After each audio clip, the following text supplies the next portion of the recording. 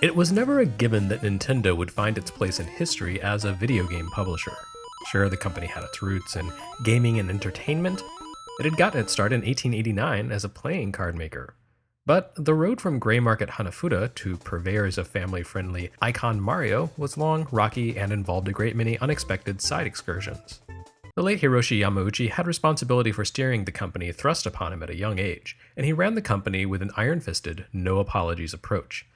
Most of Nintendo's business ventures were based primarily on Yamauchi's own gut feeling, and for the most part he had fairly canny instincts. That's not to say every decision he made was a winner. Sometimes he had great ideas undermined by unforeseen circumstances, as with the crushing blow the OPEC oil crisis inflicted to his vision of light gun installations to replace failed bowling alleys. Other Nintendo ventures, on the other hand, were just straight up disastrous in their own right. Like X, but not as good, more or less defined Nintendo's output for the first 30 years of Yamauchi's tenure.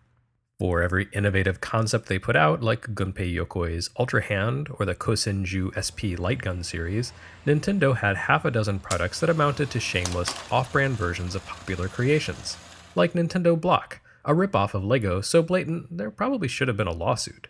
And nowhere was this imitative lack of imagination more evident than in Nintendo's first decade of video games.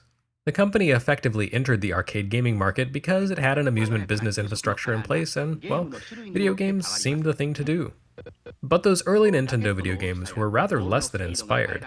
Its initial standalone home console releases amounted to little more than the same old Pong clones that were cluttering up department stores around the world, debuting a full 3 years after the first home Pong units arrived.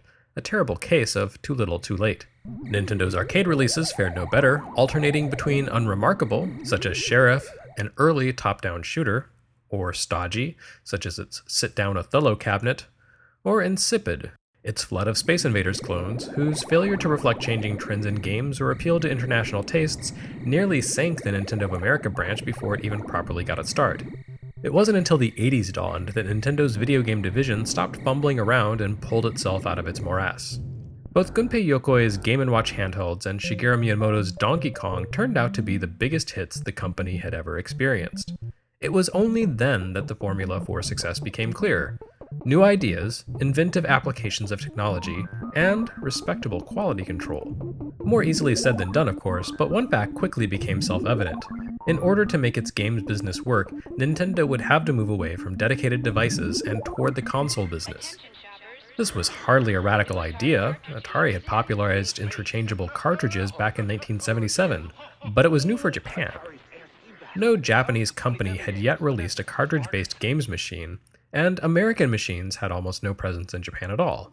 The Japanese games industry could easily have gone the same direction as in the UK, where microcomputers ruled throughout the 80s. So as the 80s began, Yamauchi put the head of R&D 3, Masayuki Uemura, on the task of creating Nintendo's first proper game system. His mission? To create a console that would accept cartridges, cost less than 10,000 yen, and play a mean game of Donkey Kong. And it would need to come out sooner than later because the Game & Watch line was already fading from its initial surge of popularity. Oh, and rival arcade manufacturer Sega had begun test marketing its own console. Uemura, an engineer who had worked with electronics giant Sharp, called in every marker, drawing on every business relationship he could. And the result was the Nintendo Family Computer, or Famicom for short.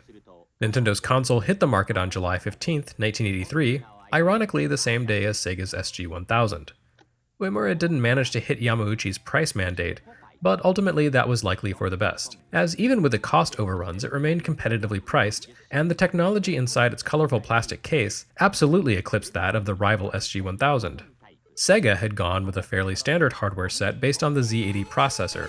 The SG-1000 turned out to be so similar in specs to the ColecoVision that cross-platform conversions between the two systems had become one of the easiest and most popular forms of aftermarket fan bootleggery around.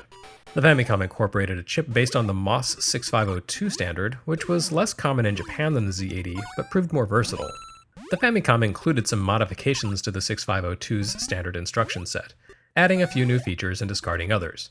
But its basic specs put it in a class above contemporary consoles.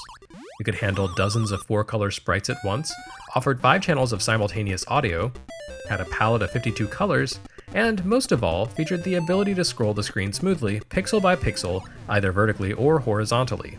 The Famicom also featured a certain degree of extensibility, a fact that would come into play with the Famicom Disk System expansion and in specialized cartridges containing their own coprocessors to improve on the console's innate capabilities.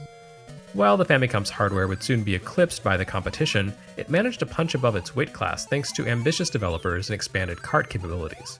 Uemura's decision to make the Famicom expandable would prove a tremendous asset for the console, allowing it to survive well into the 90s. In fact, the final official release for the console in any region would be WARIO'S Woods, which launched in the US a week after the Sony PlayStation debuted in Japan.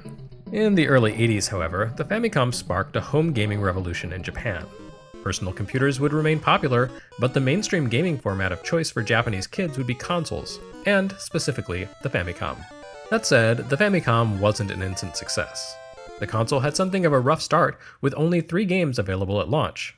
Those 3 games had been astronomical arcade hits, but the biggest of them, Donkey Kong, was 2 years old and getting a little long in the tooth. The Famicom offered the best looking and most faithful home port by far, its missing stage notwithstanding, but it was a bit of a dusty game, and the console's lineup throughout the rest of 1983 had only one truly fresh release on tap, Mario Bros.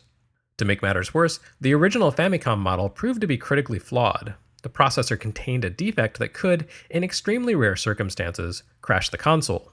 More crucially, the original control pads proved to be unreliable. The square shape of the A and B buttons, and the fact that they were molded in the same soft plastic as the select and start buttons, caused their corners to become caught in the controller housing. Since the Famicom shipped with both of its controllers permanently wired to the console, this made for an irreparable shortcoming.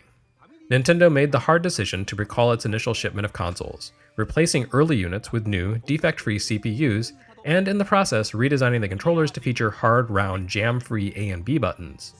Rather than destroy the Famicom's reputation, the recall reportedly gave Nintendo a favorable reputation among the Japanese public. A voluntary recall for a quality control issue that other manufacturers might have simply shrugged off made the company look commendable, more concerned with doing right by consumers than with the bottom line. By the end of 1984, the dicey early console models had long since been flushed from the retail pipeline. The first-party software lineup had improved considerably, third-party games had begun to appear, and the Famicom had sold a dozen times as many hardware units as the SG-1000. Nintendo had a legitimate hit on its hands, and truly great games like Super Mario Bros. Were still a year out. To Americans familiar only with the NES, the Famicom can seem like a strange creature indeed. It's tiny, the plastics look and feel toy-like, the controllers can't be removed, it loads from the top, and there's a microphone built into the second controller of all damn things. Likewise, the Famicom's peripherals seem bizarre next to those that came out for the NES. The console literally could be a family computer, with a keyboard and tape cassette deck that turned it into the equivalent of the Coleco Atom. Later, it would receive its own diskette drive, and on top of that, peripherals plugged into a small expansion port on the front of the machine. Truly, it was some alternate reality NES, a fact further cemented by the strange sound effects and music present in Japanese versions of many popular NES games, all made possible by expansion capabilities of the disk system or Japan-exclusive third-party mapper chips. And yet at heart, despite all the changes it underwent in its journey to the West, the Famicom is recognizably the Nintendo Entertainment System in an alternate form factor. While the specifics may have differed between regions, foundational classics ranging from Mega Man 2 to Super Mario Bros. 3 look and play almost exactly the same on either system. Nintendo wasn't necessarily destined to become a video games company, but its first attempt at creating a video game console reshaped the nature of games forever, in both Japan and America.